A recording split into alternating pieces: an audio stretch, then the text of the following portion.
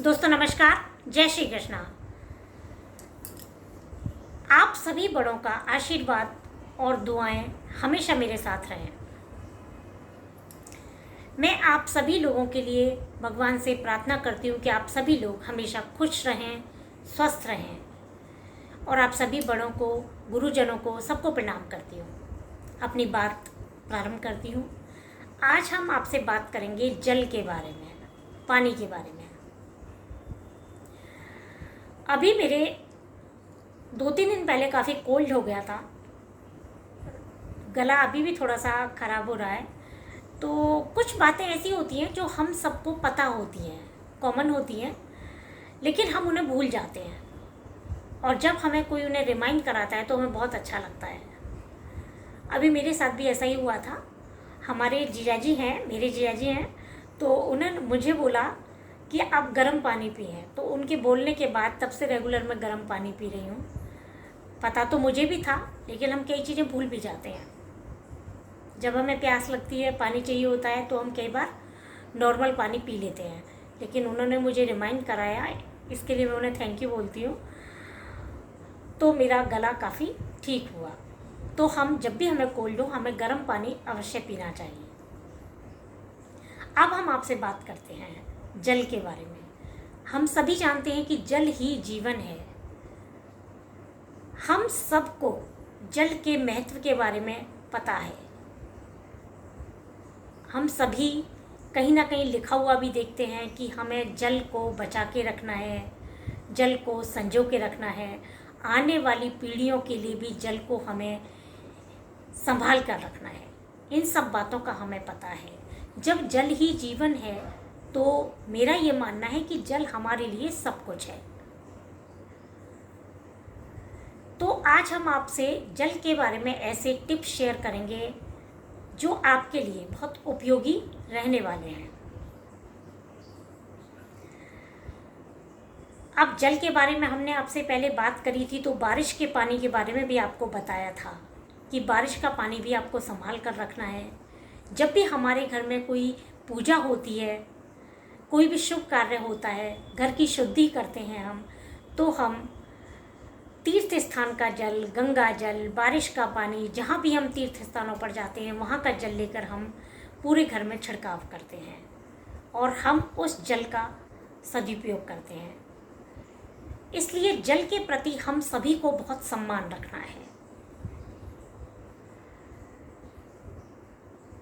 अब हम जल के बारे में कुछ जानकारी लेते हैं। हो सकता है कि कुछ बातें आपको पता हो और हो सकता है नहीं भी पता हो, तो आप ये वीडियो पूरी देखें और आपको जानकारी अच्छी लगे तो आप अवश्य दूसरों को शेयर करें। करना हमें ये है कि जब भी हमारे घर में कोई मेहमान आए तो हमें सबसे पहले जल अवश्य पिलाना है। इससे हमारे चंद्रमा और राहु शांत रहते हैं। अब हमें जल जब खुद पीना है, हम जब खुद पानी पी रहे हैं, तो हमें हमेशा उल्टे हाथ से ही पानी पीना है।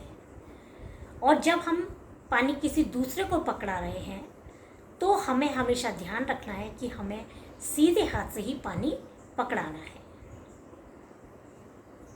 अब हम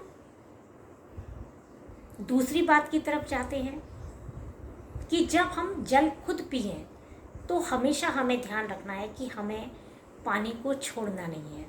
जैसे जितना पानी हमें पीना है उतना ही हम लें। कई बार ऐसा होता है ना कि पानी आपने लिया, आधा गिलास पिया, आधा फेंक दिया। ऐसा नहीं करना है। ना ही हमें सिंक में डालना है, ना ही हमें इधर उधर फेंकना है। तो जितना पानी हमें पीना है उतना ही हमें एक बार में लेना है। अब पानी हमें हमेशा बैठकर पीना है और पानी हम पूर्व की तरफ मुँह कर पिए तो हमारे लिए बहुत श्रेष्ठ रहने वाला है।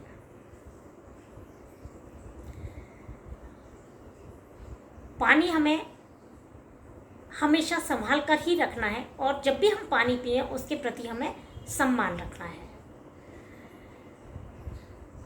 हमें जल देवता को प्रणाम करना है। अब हम जब भी कभी बीमार होते हैं तो हमें ये ध्यान रखना है कि हमें पानी फिर उल्टे हाथ से ही लेना है और जो दवाइयाँ हैं वो हमें सीधे हाथ से लेनी है।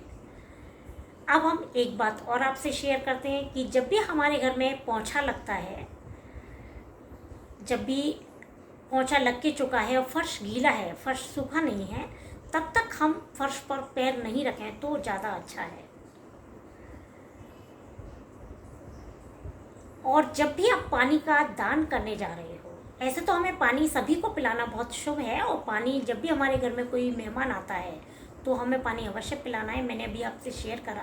लेकिन जब भी हम पानी को, जैसे पानी का जो भी हम पानी का स्थान बनवाते हैं या पानी का दान हम कर रहे हैं, तो हमें एक बार अपनी कुंडली ज़रूर अवश्य दिखानी चाहिए और फिर हमें दान करना चाहिए कि किस तरीके से हमें पानी का दान करना शुभ रहेगा।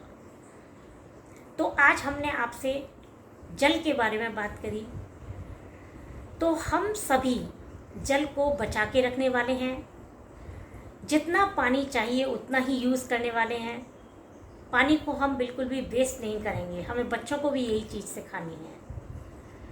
और पानी की स्वच्छता का बहुत ध्यान रखना है, तीर्थ स्थानों पर भी पानी की स्वच्छता का हमें ध्यान रखना है, और जल देवता को हमें प्रणाम करना है। आपको यदि जानकारी अच्छी लग रही है तो आप इसे शेयर कर सकते हैं, वीडियो को लाइक कर सकते हैं और चैनल को आप सब्सक्राइब करके रख सकते हैं। आगे फिर नेक्स्ट और भी बहुत सारी जानकारी हैं, उनके साथ आपसे मिलते हैं। तब तक के लिए दोस्तों नमस्कार, जय श्री कृष्णा।